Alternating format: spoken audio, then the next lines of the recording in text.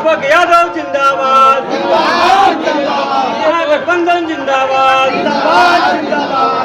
दीपक यादव जिंदाबाद, गठबंधन जिंदाबाद।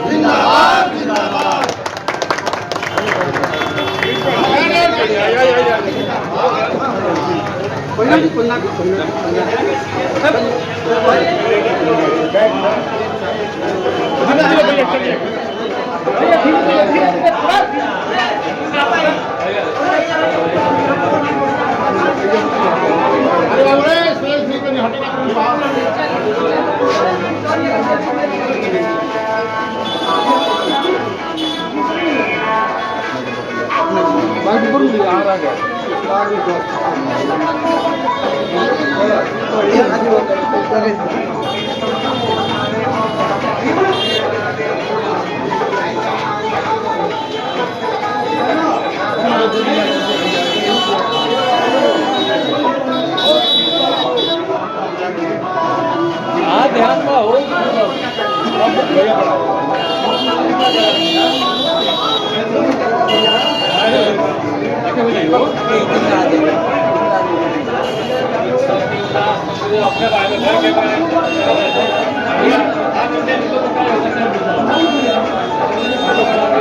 भाजपा हटाओ, देश बचाओ, लोकतंत्र बचाओ, संविधान बचाओ पूरी जनता का नारा बन चुका है। और अभी तक 4 चरणों के चुनाव हो चुके और सभी चरण में भाजपा हार रही है, बुरी तरह से हार रही है। और देश की जनता जो है देश को बचाने के लिए आगे बढ़ रही है। और इस क्रम में 8वें चरण के चुनाव के लिए यहाँ हम लोग नरकटियागंज में दीपक यादव जी के लिए महागठबंधन राजद के उम्मीदवार के लिए यहाँ ऑफिस का उद्घाटन कर रहे हैं, जिसमें राजद की वरिष्ठ नेता अनिता भारती जी हैं और यहाँ के सभी कांग्रेस के, राजद के, माले के, वीआईपी के, सीपीआई के सभी पार्टियों के जो महागठबंधन की पार्टियां हैं उसके यहाँ अध्यक्ष मौजूद हैं। और ऐसे समय में सभी लोगों ने अपनी एक एकता व्यक्त की है और एक ग्रुप होकर के और पूरे चुनावी युद्ध को लड़ने के लिए वो कमर कर चुके हैं। और इस ऑफिस के उद्घाटन में सभी साथी लोग एक साथ अभी यहाँ मौजूद हैं। तो एक तो ये है कि पूरे देश की जनता का जो पूरा सोच है, मिजाज है कि भाजपा ने पूरे देश में जुल्म किया। नौजवान अपने रोजगार की मांग करते रहे, लेकिन मोदी जी उनकी बात नहीं सुने, बल्कि उल्टे उन्होंने नौजवानों पर लाठियाँ चलवाई, गोलियाँ चलवाई। और अग्निपथ जैसी योजना जो थी उस योजना में हजार नौजवानों को जेल में डाल दिया गया।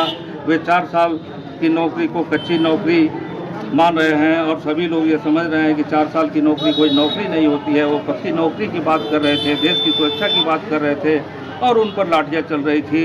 और अपने ज़िले से भी 72 नौजवान जेल में गए। पूरे देश से नौजवान जो है हर ज़िले से हजार नौजवानों की गिरफ्तारी हुई है।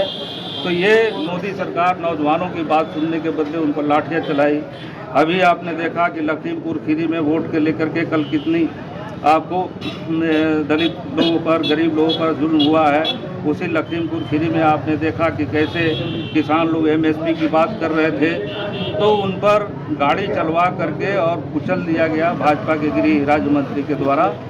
तो किसानों ने जो भी यहाँ अपनी मांग रखी, जो जायज़ मांगे रखी, दिल्ली में आपने देखा कि 700 से ऊपर किसान शहीद हो गए। 13 महीने से ज़्यादा आंदोलन चलाना पड़ा और तब उनके खेतों को छीन करके कंपनियों को देने वाला कानून, अनाज के कारोबार को छीन करके पूरे छोटे मोटे व्यापारियों से वो बड़ी कंपनियों को देने वाला कानून, ये सब जो है वापस हुआ।